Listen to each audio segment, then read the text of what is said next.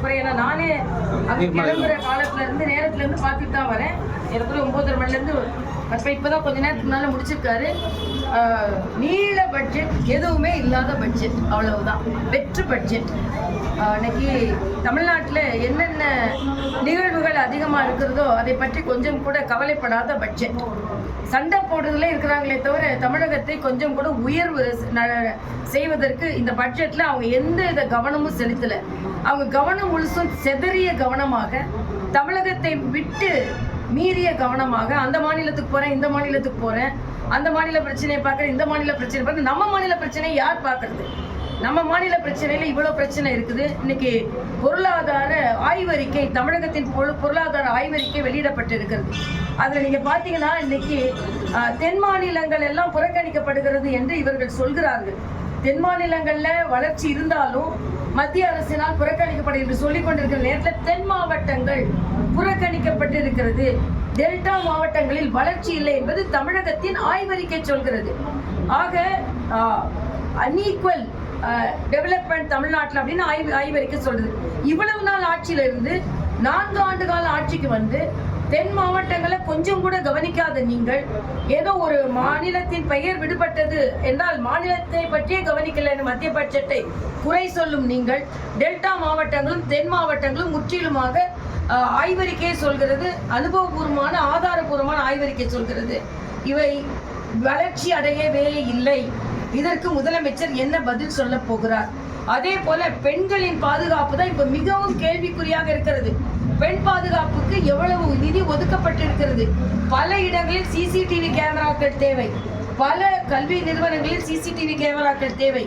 அதற்கு எவ்வளவு நிதி ஒதுக்கப்பட்டு இருக்கிறது?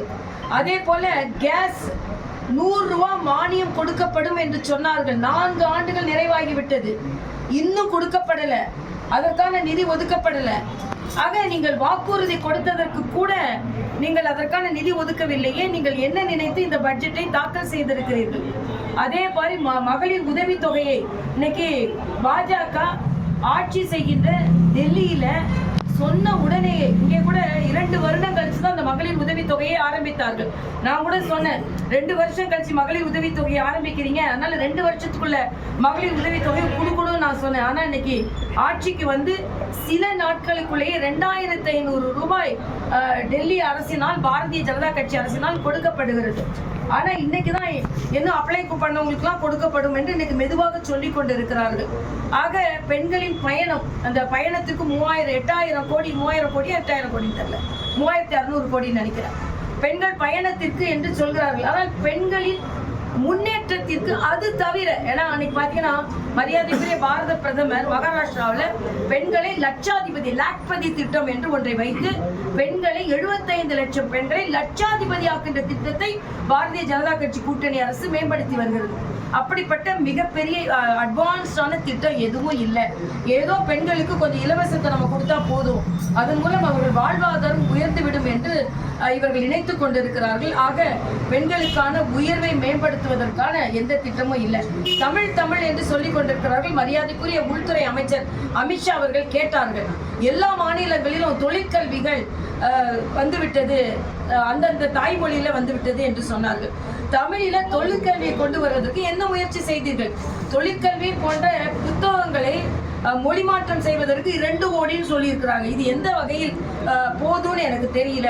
ஆக தமிழ் என்று சொல்லும்போது தமிழ் வளர்ச்சிக்காக, தமிழ் பல்கலைக்கழகத்திற்காக, இன்னும் தமிழ் பல்கலைக்கழகங்கள் இன்னும் தமிழகத்தில் சமஸ்கிருத பல்கலைக்கழகம் சொல்றீங்களே, தமிழ்ல மரியாதைக்குரிய எம்ஜிஆர் அவர்கள் நிறுவிய தமிழ் பல்கலைக்கழகத்திற்கு பின்பு ஏதாவது ஒரு பல்கலைக்கழகத்தை நிறுவுவதற்கு ஏற்பாடு செய்திருக்கிறீர்கள்.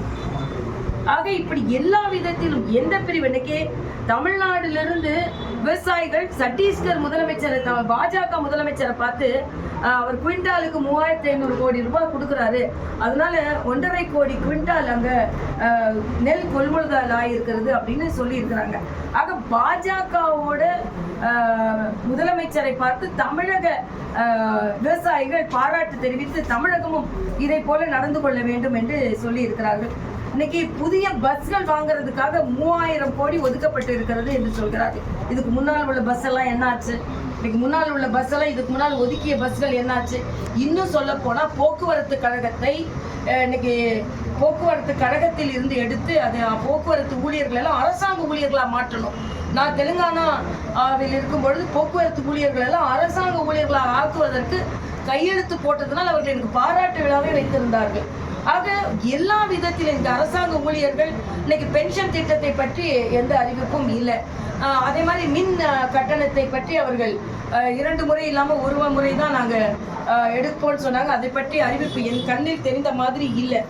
ஆக எதுவுமே இல்லாம ஒரு பட்ஜெட்டை கேன்சர் மருத்துவமனைகளை பற்றி சொல்லியிருக்கிறார்கள். இது ஏற்கனவே மரியாதைக்குரிய பாரத பிரதமர் அவர்கள் எல்லா தலைநகரிகளிலும் கேன்சர் மருத்துவமனை நிறுவப்படும் என்று ஏற்கனவே சொல்லி இருக்கிறார்கள்.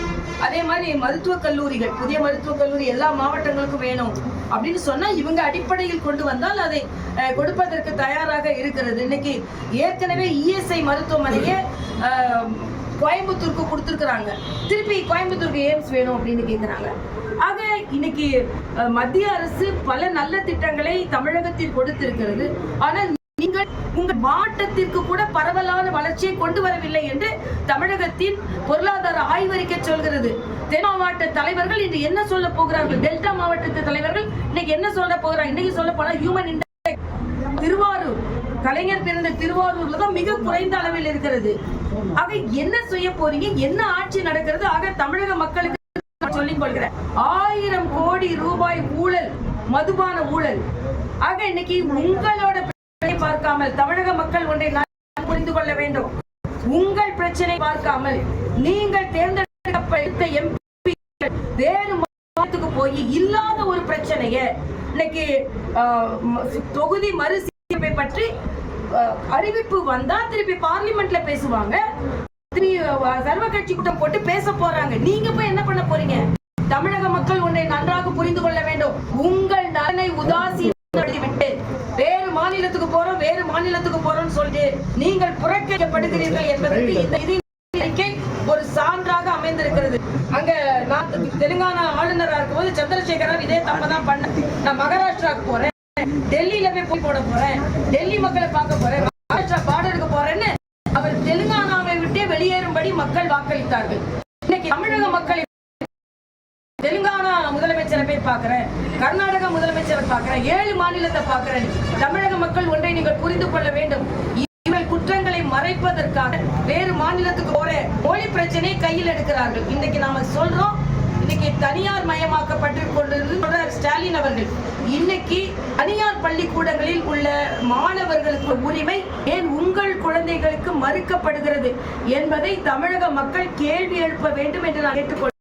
டாஸ்மாக்ல 1000 கோடி ஊழல். இன்னைக்கு 2026 தேர்தலை எது நிர்ணயிக்க போகிறது என்றால் ஊழல் மணல் கொள்ளையும் தான் நிர்ணயிக்கப்பட போகிறது. வெறும் வெற்று விளம்பரத்திலான அரசு நடந்து கொண்டிருக்கிறது. இந்த வெற்று நிதிநிலை அறிக்கை பிரதிபலிக்கிறது.